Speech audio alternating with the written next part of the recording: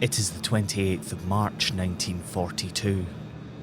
High in the skies over the ancient Hanseatic port of Lübeck, hundreds of RAF bombers drone in.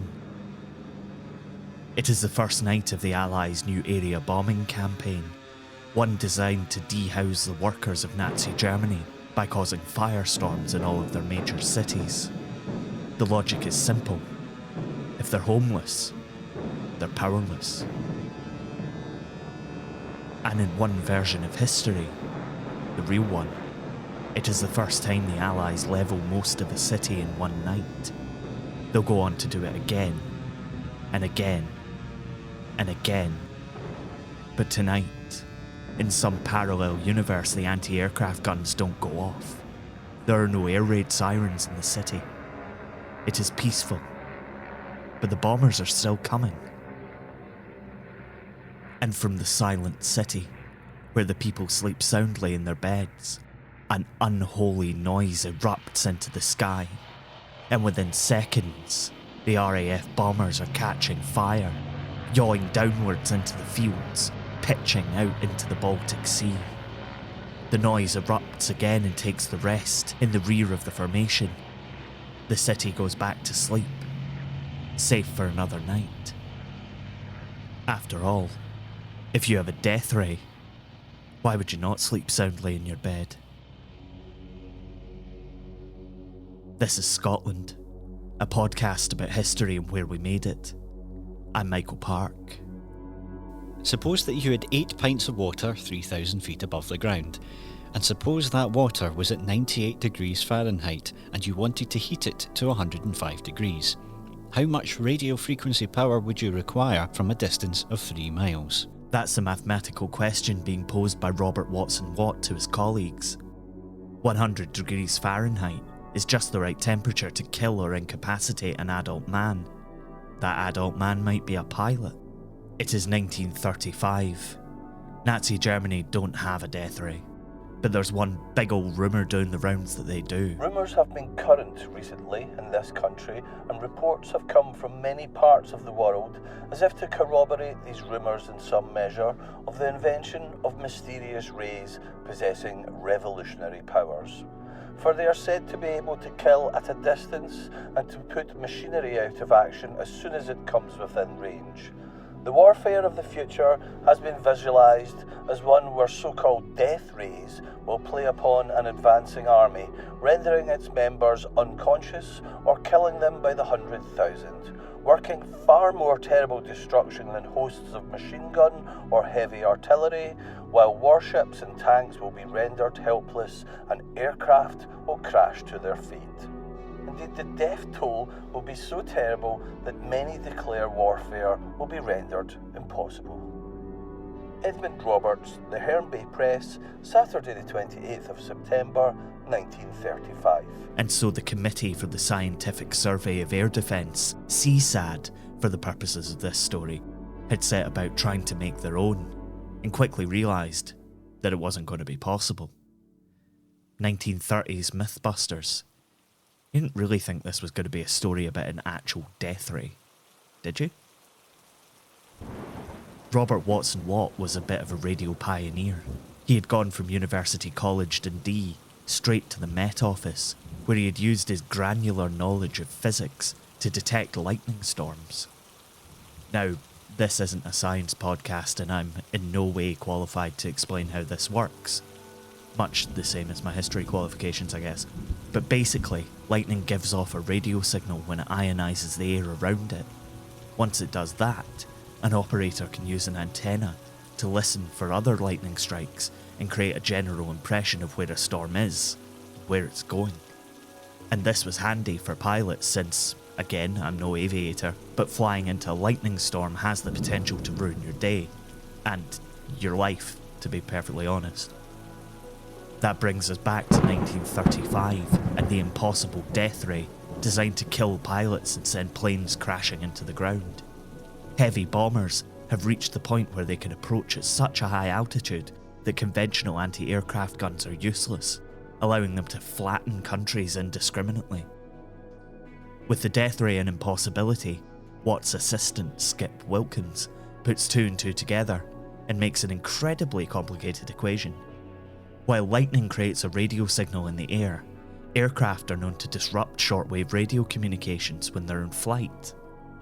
So Watt and Wilkins set to work coming up with a concept where radio signals can be fired at aircraft, not unlike a death ray, in order to return a reflection from the flying object, and therefore pinpoint its location on a display, which, to be fair, isn't very like a death ray at all.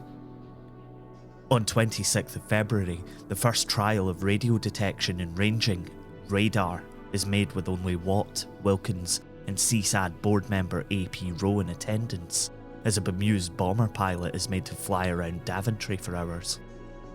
The second tests, which were scaled up to allow a fighter to intercept a bomber, were a disaster, and usually led to the fighter flying past the bomber before it even knew it was there. The solution to that was a massive command and control structure, with locations plotted on those giant map tables that you'll have seen in the movies. It was called the Dowding system, after Hugh Dowding, but that's for another episode. Germany didn't know what to make of these sites, which sprang up in the south of England, a series of towering masts and interconnected lines known as chain home. Or did they? You see, you might think that giant masts pointing out to sea might be obvious indicators of radar, but the Germans didn't, since the antennae weren't in any way suited to the kinds of frequencies that radar used, so they assumed that the British didn't have it. It's a long-standing myth that Scottish scientist Robert Watson Watt and his team invented radar, won the Battle of Britain, stopped the Blitz and sent us all off to a bally top-hole time in the blighty sun. But radar was first posited by a German, Heinrich Hertz. Even Nikola Tesla experimented with it.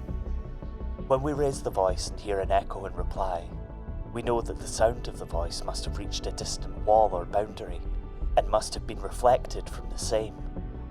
Exactly as the sound, so an electrical wave is reflected, and the same evidence can be used to determine the relative position or course of a moving object, such as a vessel at sea. What I'm saying is that basically everyone with a name in radio was aware of the concept of radio positioning. Hulsmeyer, Telefunken, that's the real name, stop laughing, even Marconi. And then there was Dr. Rudolf Kuhnhold. He rediscovered Hulsmeyer's work in 1933, and by 1938, the Germans had a radar system all of their own. It was called Freya, and it didn't work like the British system. In fact, the radar that we know today with the spinning dish on top of a tower owes more to Freya than it does to Watson Watt. You could say that the Germans invented radar, not Robert Watson Watt, our physicist hero from Brechin. But, along with his team, he did nail it. While the Germans were never really sure how best to put their Freya system into practice, Watson Watt had, by his own admission, created a radar system with more failings than a pandemic government, but he bought into that old proverb. Give them the third best to go on with. The second best comes too late, and the best never comes. In other words, perfect is the enemy of good. The system employed by the British may have been jankier than those employed in the United States and Germany. After all, it only operated out over water and was pretty useless across land. But all they needed to monitor was the airspace over the English Channel. The people operating it knew exactly what they were doing, and thanks to the Dowding system, they were able to implement it in a way that mitigated the drawbacks of this third best technology. And then came the kicker. It is September 1940, and aboard the liner the Duchess of Richmond, a large deed box lies under the bed of a delegate on his way to Washington. Contained inside is a piece of technology that has the potential to swing the war. The item is so important that the box has a series of holes drilled in it to ensure that, if the Duchess of Richmond comes under U-boat attack, the box will sink to the ocean floor along with her. It doesn't contain a weapon, but a resonant capacity magnetron. Invented by Watson Watt and his team, the magnetron might not sound like much. It might even sound boring. But this little device would allow radar units to be made small enough to be installed in fighter aircraft and bombers. In other words, it would let them see their targets at night. And if the Americans, still refusing to take part in the Second World War, produced them for the bomb-battered British, they might just win the thing. By the end of 1945, the Bell Telephone Company had produced more than 1 million magnetrons, and Watson Watt and his team from the Air Ministry had all but perfected an imperfect system and shortened the war. After moving to Canada in the 1950s, Watson Watt discovered the true power of radar though. He was pulled over for speeding by a police officer using an early radar gun. Had I known what you were going to do with it, I would never have invented it. You've been listening to Scotland. It was written and produced by me, Michael Park, and is a production of Be Quiet Media. Additional voices in this episode were by David Allen and Stevie Whiteford. The music for every episode of Scotland is by our very own beep, beep, beep, Mitch Bain. You can check out more of his work at mitchbain.bequiet.media. You can find out more about the show and read transcripts on our website, scotlandpodcast.net, and we're on Twitter, Facebook, and Instagram too. Find us by searching Scotland, a Scottish history podcast. Thanks for listening. Look after each other. We'll see you next time.